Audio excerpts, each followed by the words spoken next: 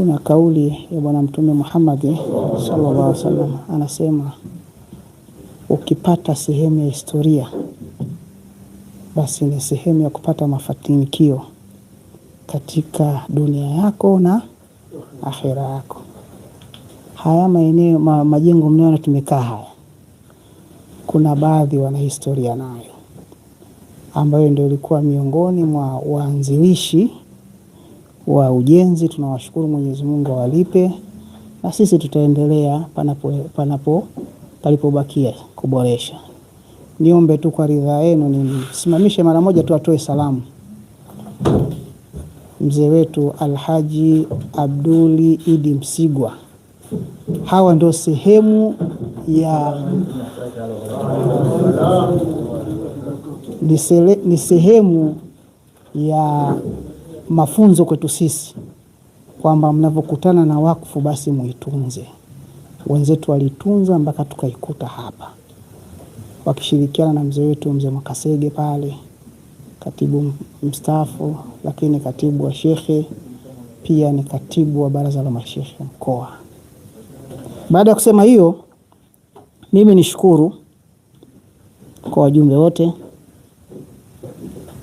tulioshirikiana nao katika kipindi kilichopita, na nishukuru na wajumbe wote mliojitokeza katika kugombea nafasi hizi. Nashukuru safari tumepata kada mbalimbali, tumepata mpaka watumishi serikalini.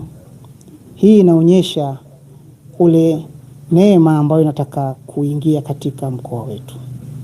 Kipindi cha nyuma kilikuwa ni kipindi cha kuweka sawa, kutuliza joto, mihemko. Na sasa alhamdulillah mihemko imetulia. Kwa hiyo mwenyekiti ameongea hapa, amefanya kazi kubwa sana. Tuliamua sisi na mwenyekiti kutulia. Kelele zote tulikuwa tukisikiliza, lakini tuamua kukaa kimya. Lakini sasa tunaelekea kwenye maendeleo sasa. Mwenyezi Mungu atusaidie kwa hilo. Tutambue kwamba tuliochaguliwa tumeomba zile nafasi tukiwa na moyo, lakini na dhamira kwa ajili ya maendeleo ya dini. Kwa hiyo tuwe ni wenye kujituma, lakini hata mienendo yetu iwe na akhlaq za dini. Kama tunavyoambiwa na Bwana Mtume Muhammad, adinu khuluq, kwamba ile tabia zetu, maisha yetu iwe hivyo. Lakini pia tumechaguliwa viongozi wa sehemu wa kada tofauti, ngazi tofauti. Tuwe na nidhamu, kila mtu aiheshimu nafasi ya mwenzie.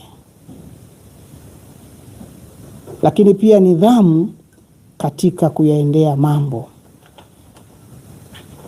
itatujenga na tukawa ni watu wenye kuheshimiana.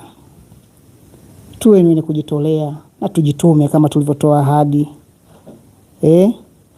Lakini pia tuwe waaminifu na waadilifu.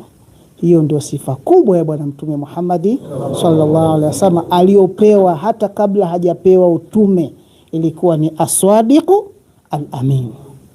Kwa hiyo tujue hivyo ni vitu muhimu sana kama viongozi.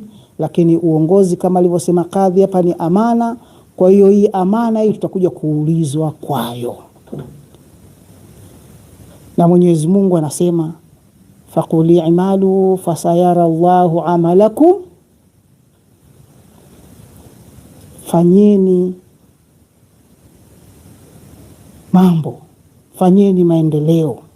Yale maendeleo mnayoyafanya Mwenyezi Mungu anayaona. Mtume sallallahu alaihi wasallam anashuhudia. Lakini na wale ambao sisi tumechukua dhima ya kuwasaidia, kuwaonyesha mwanga katika maendeleo, ambao ni waumini, watakuwa ni mashahidi kwa yale waliyofanya.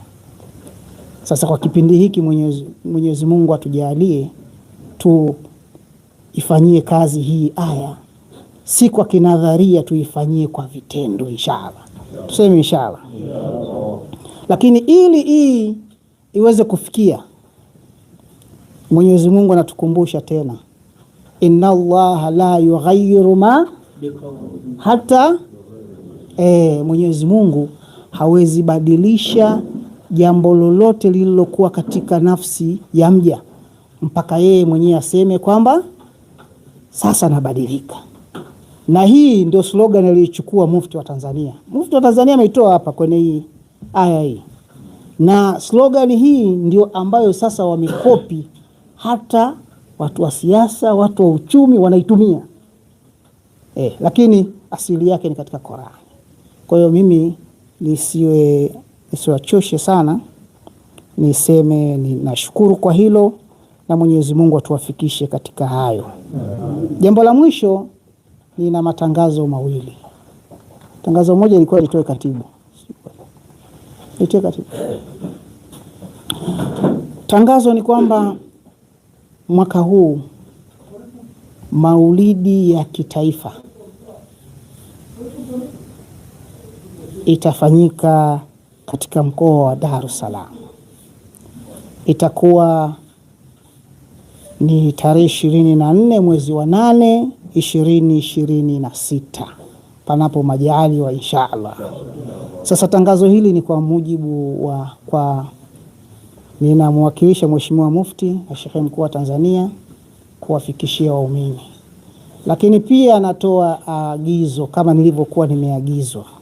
Mashekhe wote wamekuwa tulipewa maagizo kwamba katika maulidi haya mashekhe wa mikoa, wenye viti wa mikoa, makatibu wa mikoa, mashekhe wa wilaya, wenye viti wa wilaya na makatibu wao, wote ni lazima waongozane na msafara wa shekhe. Lakini na Waislamu wote mnakaribishwa katika jambo hili.